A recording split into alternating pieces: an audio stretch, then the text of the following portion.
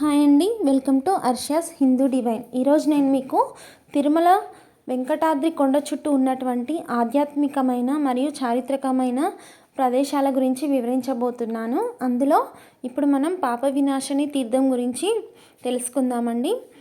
ఈ పాప వినాశిని తీర్థాన్ని తిరుమల తిరుపతి దేవస్థానం ఆధ్వర్యంలో పాప వినాశనం వద్ద ఉన్న డ్యామ్ దగ్గర అమ్మవారి యొక్క విగ్రహాన్ని 1986లో ప్రతిష్టాపించారండి.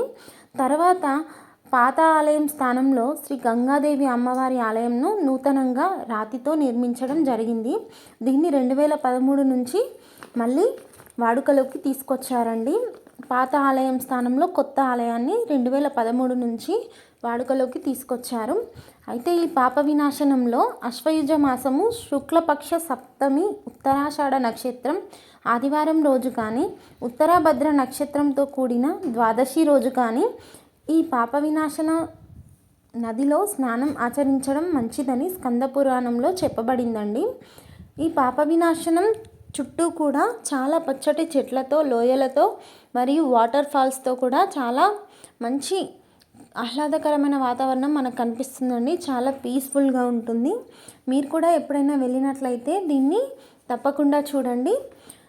మరియు ఇక్కడ పాప వినాశిని తీర్థం వద్ద గంగాదేవి అమ్మవారు, అలాగే శ్రీ ఆంజనేయ స్వామి ప్రధాన దేవీ దేవతలుగా కొలువుదీరారండి. చూడండి, ఈ వీడియోలో చూపించిన విధంగా ఈ పాప వినాశిని తీర్థం మనకు కనిపిస్తూ ఉంటుంది.